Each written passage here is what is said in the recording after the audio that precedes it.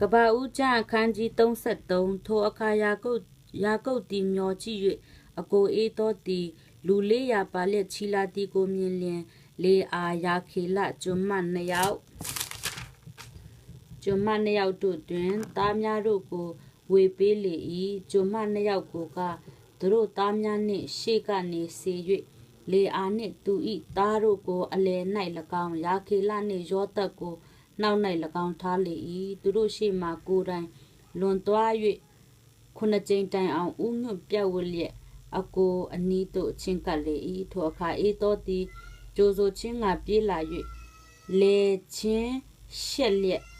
ပိုက်ဖက်နှမ်းရှုပ်ခြင်းကိုပြု၍နှစ်ယောက်စလုံးတို့သည်ငိုကြွေးကြ၏ထိုနောက်မျောကြည့်၍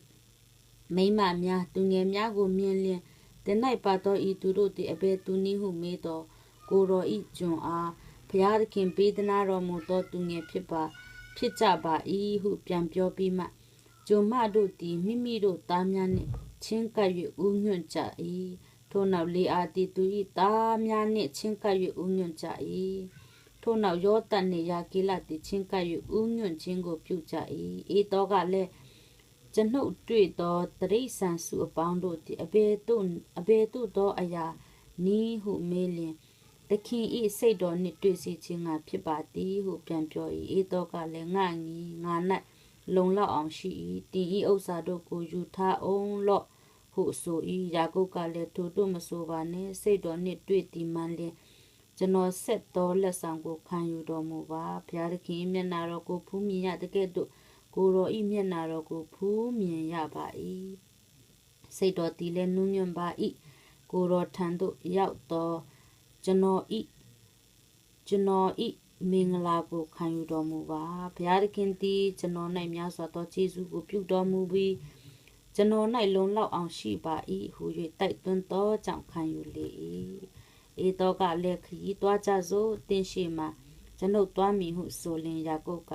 တင်းတိတိသခင်တိတိအတိုင်းဤသူငယ်တို့သည်နုငယ်ပါ၏သားငယ်ပါသောသိုးစိတ်နွားမတို့သည်ကျွန်တော်၌ပါပါ၏တနေ့ချင်းတွင်အနှင်လွန်လျင်ရှိသမျှတို့သည်တေးကြပါလိမ့်မည်ထို့ကြောင့်သခင်သည်ကိုတော်၏ကျွန်းရှိမှကြွနှင့်တော်မူပါကျွန်တော်မူကားကျွန်တော်ဆောင်ယူခဲ့သောတရိษံများသူငယ်များတတ်နိုင်သမျှအတိုင်းသခင်နေရာစိရပြည်သို့ရောက်အောင်တဖြည်းဖြည်းပို့ဆောင်ပါမည်ဟုလျှောက်လေ၏အေသောကလည်းတို့ဖြစ်လျင်အကျွန်ုပ်၌ပါသောသူအချို့တို့ကိုညီ၌ထားခဲ့ပါရစေဟုဆိုလျင်ယာကုပ်ကအဘယ်အကြောင်းရှိပါသနည်းသခင်၏စိတ်တော်နှင့်တွေ့ပါစေဟုပြန်ဆိုသောအေသောသည်ထိုနေ့ချင်းတွင်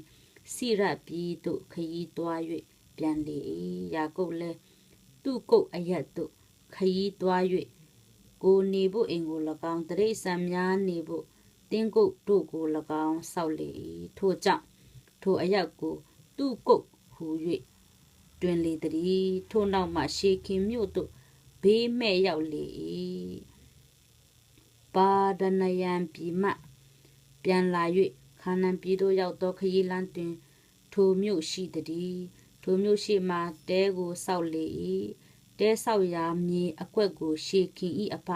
ဟာမော်၏သားတို့တွင်ငွေတပိတ်သာအဖိုးပေး၍ဝယ်ရသည်ထိုအရ၌လည်းရစ်ပလင်ကိုတီးပြီးလျင်ဤလေလောဤတရေလဟု၍သမုတ်လေ၏